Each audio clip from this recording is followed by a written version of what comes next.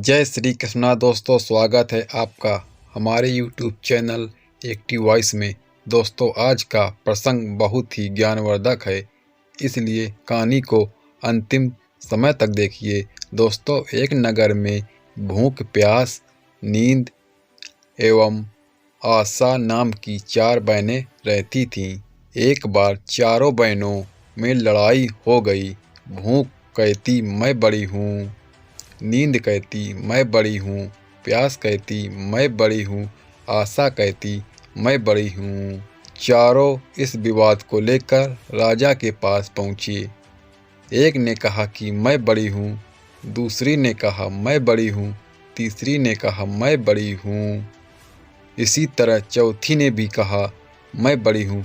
राजा यह सुनकर सबसे पहले भूख से कहा कि भूख, तुम बताओ तुम कैसे बड़ी हो। तो भूख ने कहा मैं इसलिए बड़ी हूँ क्योंकि मेरे ही कारण घर में चूल्हे जलते हैं, अच्छे अच्छे पकवान बनते हैं और जब थाली सजा कर दी जाती है तब मैं खाती हूँ, इसलिए मैं सबसे बड़ी हूँ।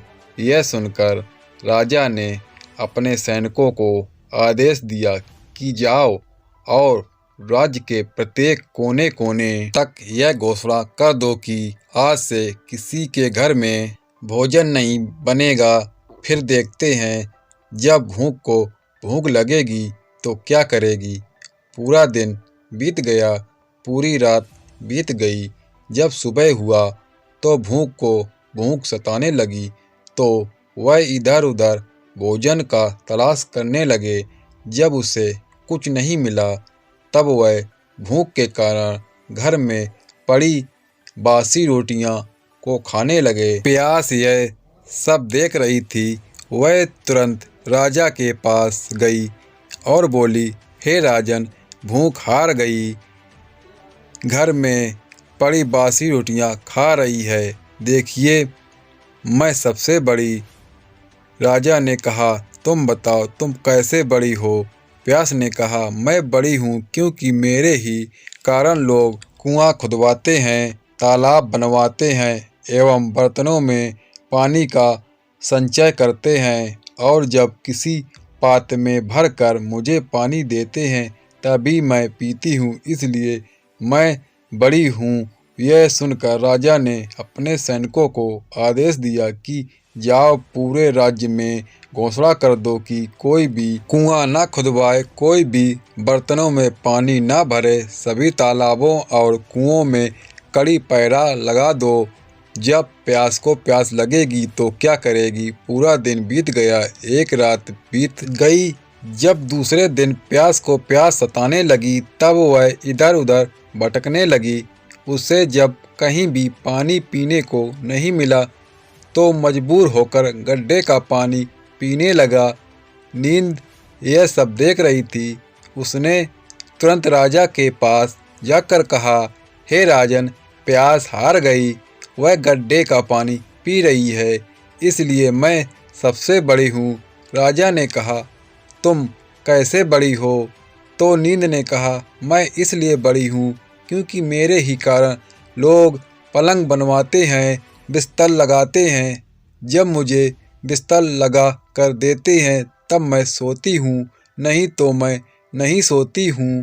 राजा ने अपने सैनिकों को आदेश दिया कि पूरे राज्य में घोषणा कर दो कि कोई भी पलंग न बिछाए, उसमें भी बिस्तर डालकर नींद को जब नींद आएगी तो देखते हैं वह क्या करेगी। पूरा दिन बीत गया, आधी रात थी, तो नींद को नींद आने लगी तो इधर उधर बिस्तर खोजने लगी।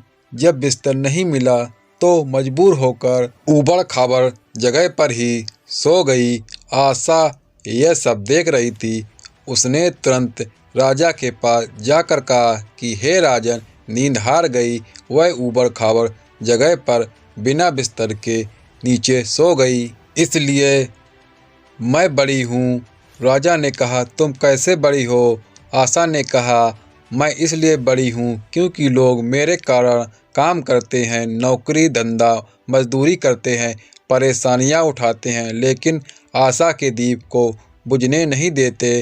राजा ने सुनकर अपने सैनिकों को आदेश दिया कि पूरे राज्य में घोषणा कर दो कि कोई भी नौकरी न करे, कोई मेहनत मजदूरी न करे, कोई भी काम धंधा न करे, कोई भी आशा के दीप न जलाए। आशा को जब आस जगी तो देखते हैं कहाँ जाएगी। पूरा दिन बीता, आधी रात बीत गई। जब आशा को आस जागी तो इधर उधर गई, लेकिन चारों तरफ सन्नाटा था। सिर्फ एक कुम्हार टिमटिमाता दीपक के प्रकाश में काम कर रहा था। वह वहां जाकर टिक गई।